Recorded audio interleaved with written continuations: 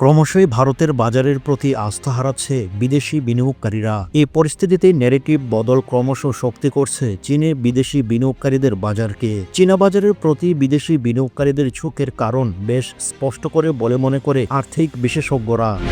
তবে সংশ্লিষ্ট মহলের মতে বিদেশি বিনিয়োগকারীদের আস্থা অর্জনের নেপথ্যে অনঘটকের কাজ করছে চীনা সরকারের প্রতিশ্রুতি। এদিকে সম্প্রতি আলিবাবা প্রতিষ্ঠানের সাথে চীনের প্রেসিডেন্ট শি জিনপিং এর বৈঠক নেতিবাচক বার্তা প্রেরণ করে বিনিয়োগকারীদের মধ্যে চীন যে প্রযুক্তি ক্ষেত্রে আগামী দিনে বিনিয়োগকারীদের ভরসার জায়গা হয়ে উঠবে তা স্পষ্ট ইতিমধ্যেই হয়। এছাড়াও বিশেষজ্ঞরা মনে করেন এখন চীনের বাজার যথেষ্ট আন্ডার প্রাইস। তাই চীন যে বিনিয়োগকারীদের জন্য বর্তমান বেশ অনুকূল তাও স্পষ্ট দিনের আলোর মতো।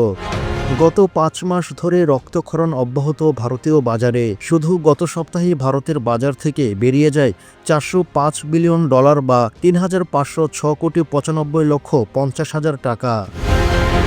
অন্যদিকে একই সময়ে গত ৪ মাসে সর্বোচ্চ বিনিয়োগের নয়া নজির তৈরি করে চীনের বাজার। ভারতকে টেক্কা দেয় চীনা ইকুইটি।